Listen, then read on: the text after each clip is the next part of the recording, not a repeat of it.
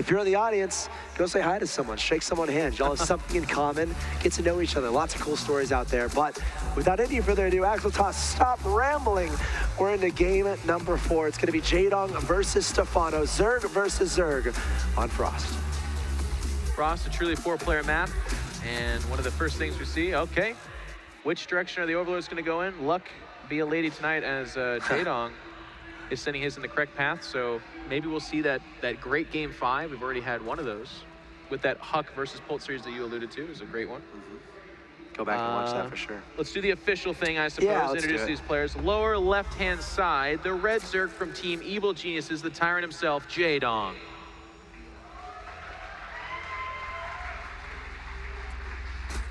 His opponent in the top left-hand location, seemingly the underdog coming into the series, but showing a lot of strength in his supposed worst matchup. Representing Evil Geniuses as well. If he wins this, he advances to the next round and keeps his hope alive. In Lone Star Clash 3, he is Stephano.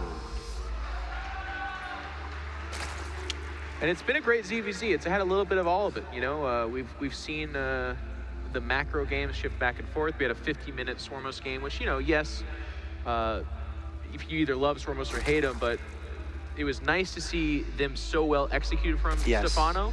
And it was amazing to see them stump and confound such a great player in Jaedong. Jaedong seemed completely inept against it. Everything he tried had its like little moment of, okay, I can see what you're doing here, and then it got shut down hard. So ZvZ seems to be kind of solidifying on the Swarm host stance that it seems to be the best late game answer. But you know, one of the things we talked about on the heels of that game is Jaedong wants to end this quick. We saw him try that, and it ended up being Stephano that deflects it with great defense and then pushes back with a massive advantage and wins. And if that happens again, 3-1, Stephano beats Jaedong. Wow. And truly, at that point in time, by the way, there's something weird in Texas and Stephano. Like, at that point in time, your 2-time champion beats Jaedong and ZvZ here. Give me a freaking break. As a retired player, like, something weird. Not something you see every day, certainly. No. And you know, Stephano always finds a way. It's actually ridiculous. I feel like this has happened so many times where he just makes these crazy runs. It's kind of what he's known for. And again, something about Texas that Stephano really thrives. So we'll have to see if he can close out this series, get himself a nice, comfortable 3-1 over Jaedong. But Jaedong is definitely not one to go away. You know, sure, some things have not been too good for him as far as game 2 and game 3, but he's not giving up. We'll have to see what fanciness he can bring out here to try to tie up this series. Yeah, I have to feel like, you know, the last game was, not to get too far into the mentality of Jaedong, but sure. it was probably a very respectful game where it's like, okay, you made the right calls, and you beat me in a very straight-up game. So, you know, Jaedong always respected him and knew that he was a great player. But that's got to be very scary, because he definitely had game number 2-1, and then it was stolen from his clutches by this play that, again, to read into Jaedong's mentality, probably, you know, something he's, like, pretty frustrated with. But to be frustrated and then also, like, stomped by a wall, that's incredible. So I feel like if Jaedong were ever to be a little bit intimidated in ZvZ, it's almost with the way this best of 5 has gone down so far. But this game is so important, not only because obviously if Jaedong loses, he's out, right, but because he needs to prove to himself that he can win this. I mean, Stephano, again, in his interviews, just like, oh, I don't know, I'm retired, man. These guys are full-time. It's kind of funny. Jaedong is like the fullest of times. Stephano's just laughing about it. He's like, all right, yeah, just playing my game. So that's a great point. Jaedong definitely has got to get some work done here. 2 lanes trying to take down a drone. That'd be a nice early pickoff. Going to be scouting the Bailey nest at his opponent's front door, putting a Bailey nest up for himself. And again, guys, this is the game of drones versus lings. How much are you investing in that late game? How much are you investing into any potential early aggression? And for now, we're seeing a equally proportioned production of both Zerglings and drones from both these players. Yeah, it's the same opening for the most part. And this is the kind of quintessential template for I'm playing safe. I want to see what you're doing, and I'm going to react to it. So we definitely saw neither player really committing, well, that's not true, actually. We saw Jaedong committing to a very big Ling-Baneling attack. It got put down pretty hard. So he's going to scout out of here. He says he sees pre-Banelings, and at 3 number, I don't feel like that's the number that then walks across the map. No. and I think he'll be especially right. defensively, because usually... You see the Roach Warren here as well. So it looks like Stephano might want to try that timing attack that worked out so well earlier, but the Roach Warren gets scouted right here. There we go, and that's so important. And ZvZ, once again, getting that intel, finding out what your opponent's doing. Again, great overlord positioning here from Jaedong. Okay. My hunt was, Jaedong immediately goes lair. Like, I'd be very afraid of a Roach Baneling attack, the same one that very easily put Stephano so far behind in, I believe, game number 1. You know, that's the thing. I mean, one of Jaedong's losses was, actually last game, was due to the fact that his lair was much later. So doesn't want to make that mistake again, wants to make sure his lair is well underway so that he can better transition. But is going to rely on his micro and defender's advantage to deal with any potential attacks while going up to lair, and there is what Jaedong loves.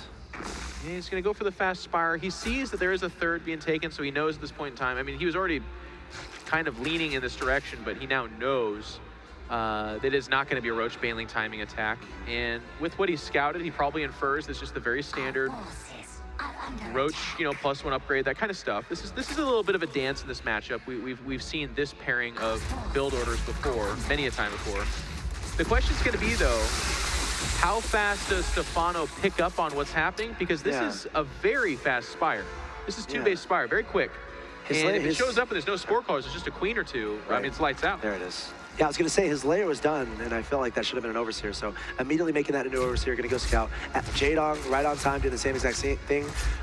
Sees all these links coming out, spotting the drones, but not seeing anything too out of the ordinary. And it's a lot of this is going to come down to that securing of the third base. Oh, wow. As we see, wow, a queen getting surrounded here. Yeah, a little bit sloppy there from Stephano. The queen does get called out, and I like this from Jaedong. We saw this from Stephano a game before, but using his overseer and lings paired together to actually fight back the creep. Not the biggest of deals in ZvZ, because they obviously both benefit in... Whoa, two banelings getting dangerously close. Yeah, well, no, they only get one. Nice. Actually, Stephano. a bad trade for Jaedong, all things considered. Stephano did well there. The overseer sees the spire. Yep. And so far, yeah, okay, so there's the spore colors. They're a little bit... You want to think they're late, but actually they build so darn fast, you don't want them out right away. Yeah. Yeah, and that's exactly what Stephano wants to do, just in all of these bases, so that the mutas will have sad faces when they arrive. Yeah. Just going to move that overseer. Gonna lose a couple overlords here. But again, the important thing here is securing that third. And he's already got the creep connected over there too. Yeah. But at the same time, Jaedong's gonna have that map control. We'll have to see how he takes advantage of that. This is a great place to be. Mutalus in this position are very nice.